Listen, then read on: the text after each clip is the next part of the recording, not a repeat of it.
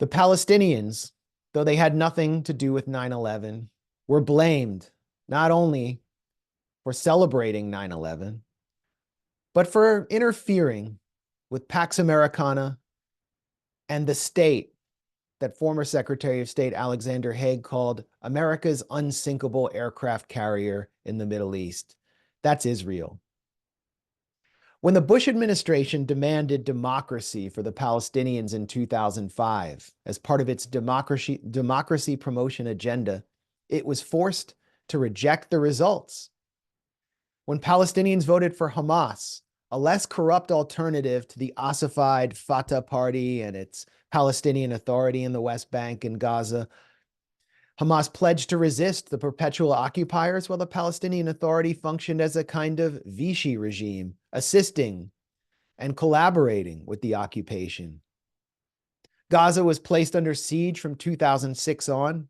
The Palestinian residents of Gaza were punished, and the U.S. refused all of the end treaties and appeals by Hamas for negotiations along 1967 lines, including a 40-year hudna or ceasefire with Israel, treating it instead as a terrorist group that could only be overthrown through force, supporting every brutal Israeli assault on its territory, every Israeli assassination of its leadership, seeking a peace only between the wealthy Gulf states, the least democratic governments on the planet, and Israel through the Abraham Accords, without the Palestinian assent, without the Palestinians' consent, seeking to place their struggle in the historical icebox. And you can draw a straight line between this attitude, this obsession with regime change anywhere a different system arises, and the October 7th attacks by Hamas on Israel.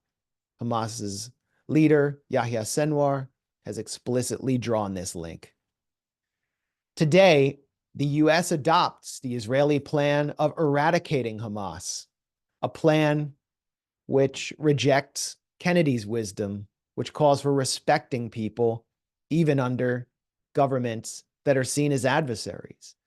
It's a mentality that has made genocide inevitable because Hamas controls a mass popular base in Gaza and oversaw a civilian government, which I've witnessed in action through multiple trips to Gaza.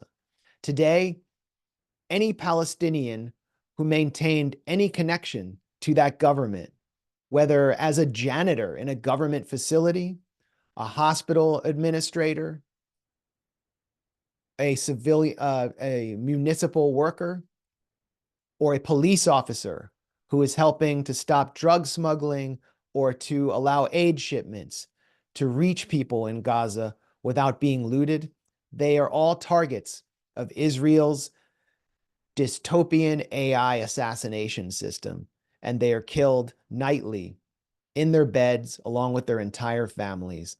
This genocide is the product of the regime change mentality, which is dominant among the U.S. national security elite.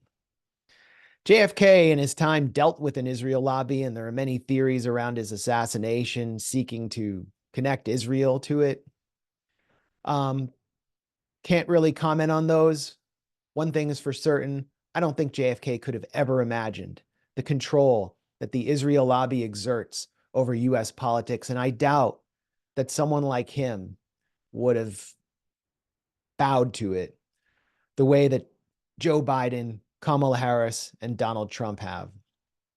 Because the U.S. national security regime and because the political class in the Beltway, which exists under the sway of AIPAC, the main arm of the Israel lobby, is unable to or refuses to draw a red line on Israeli savagery in the Gaza Strip. This conflict over a tiny slice of territory, which could have easily been resolved with a simple phone call and a threat of an arms embargo to Israel, demanding the return of Israeli hostages and prisoners of war in exchange for Palestinian prisoners who are essentially held hostage in Israel's torture dungeons. Instead of that, the Biden administration has been willing to allow this conflict to spiral into a regional conflagration.